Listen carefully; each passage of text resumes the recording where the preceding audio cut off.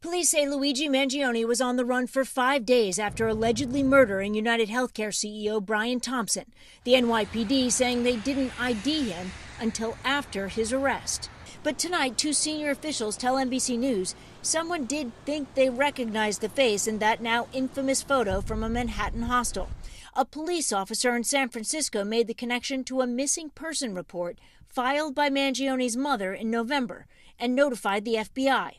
It was one of hundreds of tips the NYPD says it received in the days following the murder, but it did not stand out to investigators because of its general nature, according to the officials.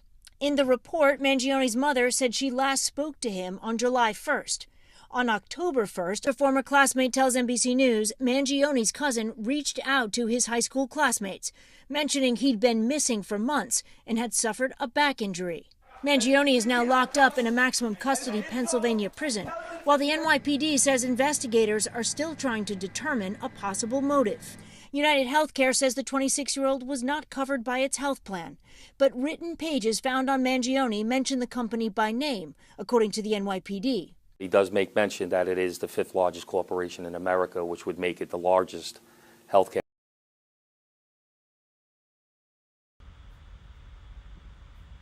The PDR Live.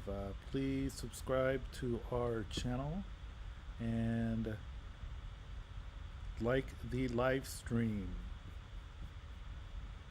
Mainstream media has finally reported that Luigi Mangione was identified by San Francisco police 4 days prior to his arrest.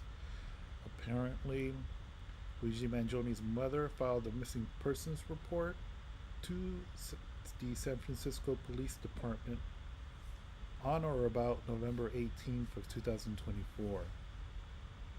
A member of the San Francisco Police Department's Special Victims Unit noticed the image and photograph of the alleged suspect of the United Healthcare CEO assassin, made the connection that the suspect appeared to look like Luigi Mangione. The member of the Special Victims Unit then notified the FBI 4 days prior to Luigi Mangione's arrest.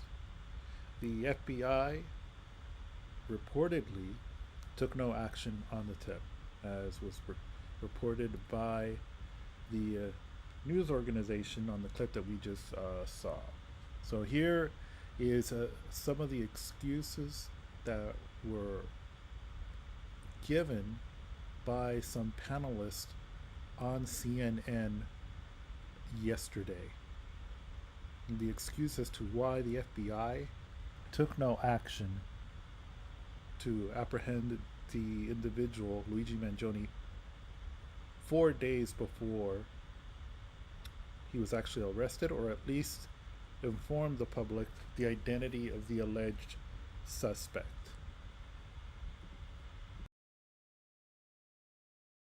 Another interesting that came from the San Francisco Chronicle is San Francisco police identified the suspect 4 days before he was captured and arrested. They passed that information on to the FBI. Eric Adams on Saturday seemed to indicate that they kind of knew who this was, but obviously it wasn't until a few days later that they actually arrested him. What happens there in terms of police in San Francisco pass along this tip? Obviously they're getting a lot of stuff, but this was who it was, actually. Right, and of course they didn't know that. And they had, as John and I were talking before we came on, they had hundreds of tips similar to that. But this one came from a cop who, as you said, interviewed his mother. Her mother knows her son. When she filed the missing persons report. Right. Apparently filed it in San Francisco because that's where he was last seen. Well, I won't say it's shocking, but I understand the way the FBI works in comparison to the way the local police department works. There's a lot of bureaucracy there. Like, if I have something on my case that came up, oh, Jen needs this for her case, I can just lean over and hand it to you. The FBI's got to go 3 flights up, 2 hallways down, 3 flights down. They can't, they have rules of engagement with each other. So that information was properly sent from the FBI San Francisco office to the FBI New York office, and it was being processed. And then we caught them before they alerted us. It's kind of cumbersome. It's a bureaucratic nightmare, but no one ignored it. or dropped the ball on it. It was being processed in accordance with their rules. And it did make its way over to the squad. So it comes out of San Francisco PD Friday. It goes to the San Francisco FBI office. They ship it to the FBI New York office, who does a workup on it on Saturday. Sunday, the NYPD detectives have it. But then it's in the pile of 200 similar leads.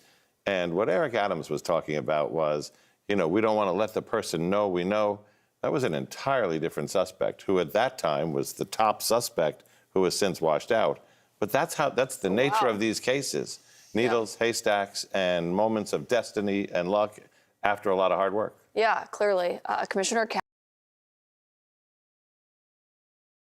So apparently the person who New York Mayor Eric Adams believed was the actual suspect was not the suspect. They actually, like this reporter actually admitted that, or just reported that the person of interest that New York had on their crosshairs was another person, and not the actual assassin.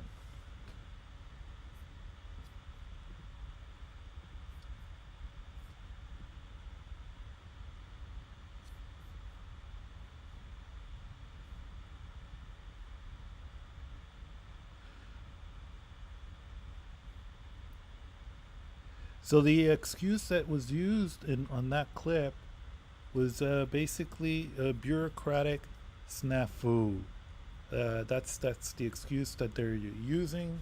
That basically there were so many tips, hundreds and hundreds of tips that the bureau was receiving, and they had no organized way of trying to organize the tips in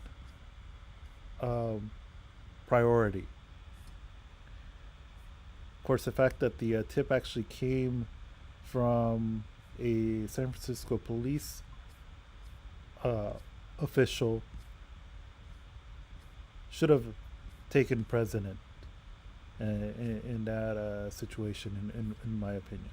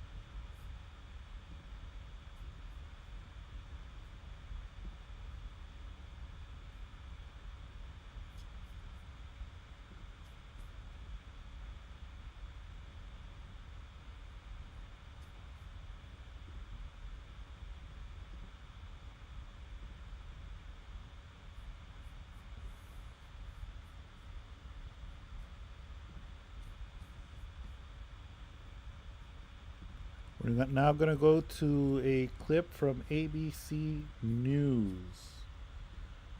reporting on the same topic.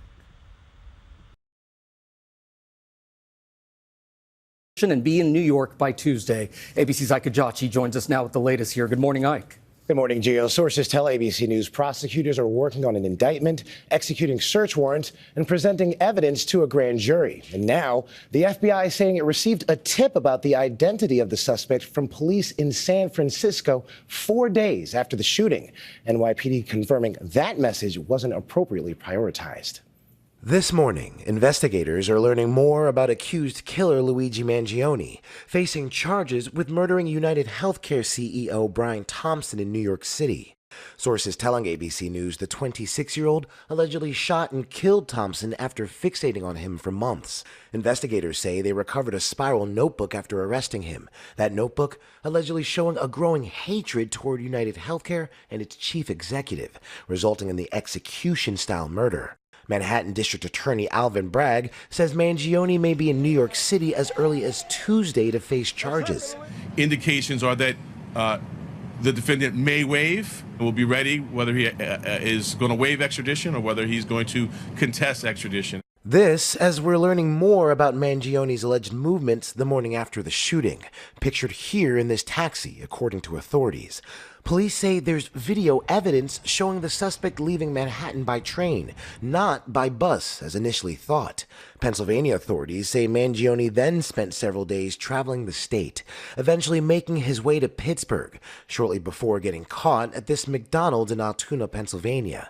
United Healthcare telling ABC News that neither Mangione or his parents were United Healthcare members. Now, police say they're investigating if he allegedly targeted United Healthcare because of its size. Insurance companies are increasingly under siege. United Healthcare putting up fencing around its Minnesota headquarters. On Friday, United Health Group CEO Andrew Whitty writing an op-ed in the New York Times.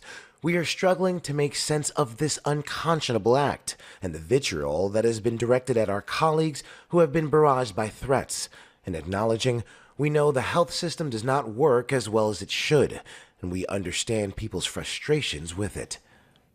United Healthcare has been criticized for its high rate of claim denials, particularly for its Medicare Advantage plans. The healthcare giant releasing a statement labeling the criticisms as misinformation. As for Mangione, he's now retained a New York attorney. All right, Akajachi Forrest, thank you.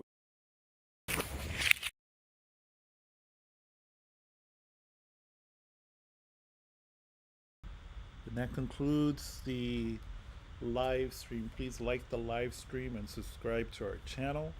Of course, as you guys well saw there at the end in the last report, the FBI finally admits to the mainstream media that the tip should have been given priority.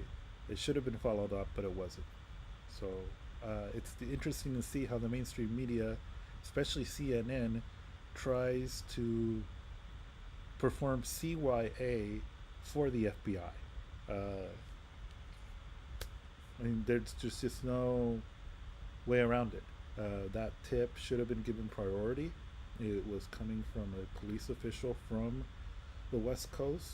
It's a missing persons report, and the police officer thought that, hey, this looks like this is the individual, so they could have apprehended this individual 4 days prior. Instead, this person was loose and made his way to another state. And possibly the reason why he had all this evidence on him, it's very possible that he was attempting to do another assassination. I mean, there's probably no, to my opinion, there's no other explanation for it. Him having the $8,000 in currency, $2,000 in foreign currency, a passport indicates he was initially planning to probably leave the country, but then most likely changed his mind. My theory is that he probably was planning to flee the country, but then he saw the outpouring of support that went viral, especially on X and throughout all of social media, and then probably decided that he was going to stay and perform other hits, or he was probably thinking of doing the hits first and eventually leave the country. Could be another possible explanation as well, but they did allegedly they did find a passport on him. So that's it for tonight. Thank you so much for watching. We want to thank all the new subscribers. We have had 45 new subscribers in the past 2 weeks, I believe. Thank you so much for those of you who are new to the channel. Please once again like the live stream and subscribe to our channel, and check out the rest of our content. And we've had content here for the past 7 years, and yeah, so thank you so much, guys.